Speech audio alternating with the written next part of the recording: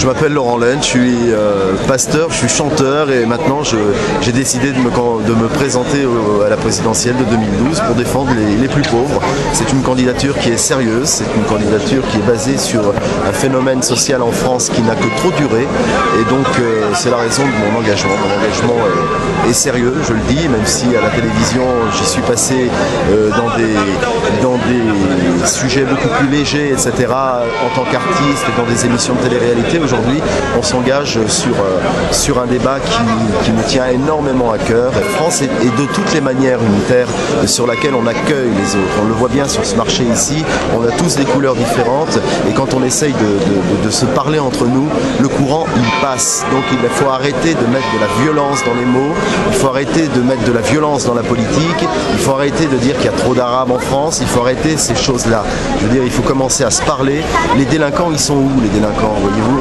Les délinquants, ils sont peut-être dans les cités quand ils brûlent des voitures, mais quand ils sont au plus haut sommet de l'État et qu'il y a des affaires scabreuses et des scandales financiers, etc., cherchez le délinquant le plus dangereux, hein, voyez-vous. Donc je crois qu'il faut revenir à la base, il faut se parler. Voilà, moi c'est dans ce principe-là. Ensuite, je suis quelqu'un qui défend la laïcité. Je suis pour la laïcité, à condition bien évidemment que la laïcité ne devienne pas une religion. Parce qu'aujourd'hui, eh bien, c'est de l'inculture.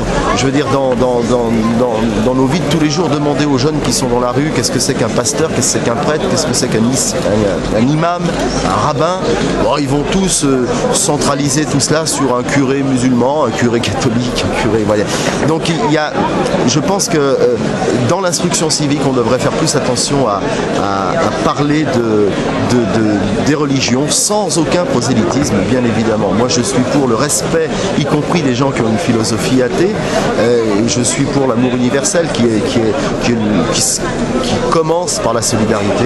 Et je pense qu'avec un peu de solidarité, que ce soit au pouvoir, que ce soit dans la rue, on arrive à énormément de choses. Et effectivement, le monde, depuis qu'il est monde, à la base, il n'a pas besoin d'autre chose pour vivre que sa terre.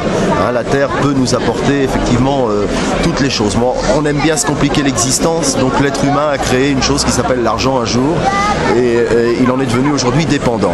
Et il est vrai que ce qu'on voit avec la Tunisie aujourd'hui, on le voit aussi avec la Côte d'Ivoire et on va le voir ça et là un peu partout en Afrique et dans les pays du Maghreb, bien évidemment, qui sont les plus pauvres et qui sont les plus proches de nous. Donc l'Afrique est plus proche de nous, par exemple la Tunisie, etc. Il y a une mer nous avons une mer en commun. Hein. J'ai presque envie de vous dire que le gros problème de la France aujourd'hui, c'est qu'est-ce qu'elle peut apporter financièrement à d'autres, alors qu'elle-même a une dette qui est quand même incroyable. Hein. Et je veux dire, si vous voulez, si on continue dans cette situation économique et budgétaire en France, on va aller droit vers ce qui s'est passé en Grèce, où la France va imploser aussi un jour ou l'autre. C'est pas encore pour demain, parce qu'on a encore des réserves, mais voilà, ça va. Donc il faut absolument que les politiques aujourd'hui, quels qu'ils soient, de droite ou de gauche, prennent conscience que s'ils veulent que ça aille mieux en France, il faut rééquilibrer le budget.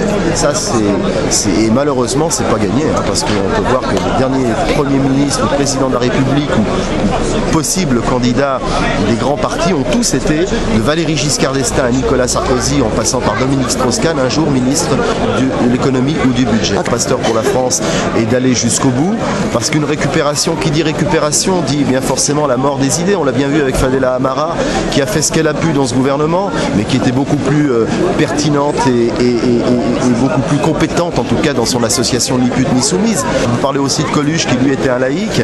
Alors l'abbé Pierre, il faut savoir qu'il a été élu de la République aussi, puisqu'il a été député en son temps.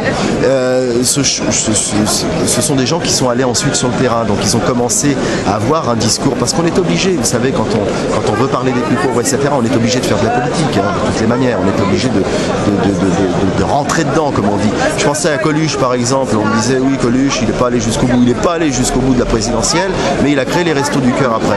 Donc je crois qu'il faut être actif, qu'on ait les 500 signatures ou qu'on ne les ait pas.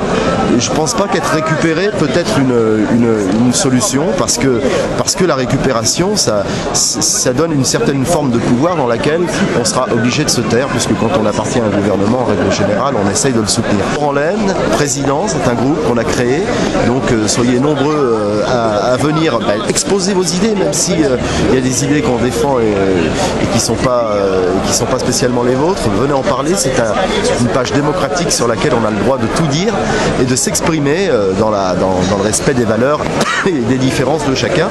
Et puis eh bien rendez-vous un peu avec le livre Un pasteur pour la France, et puis l'adhésion à Croyance démocrate, notre mouvement, eh bien c'est 1 € l'adhésion pour que tout le monde puisse adhérer à cette association qui a pour vocation de devenir un parti un jour. Notre maître mot, c'est une phrase qui est très belle, qui me vient d'un prêtre brésilien, qui s'appelle « La raison du plus faible, c'est la force des pauvres ».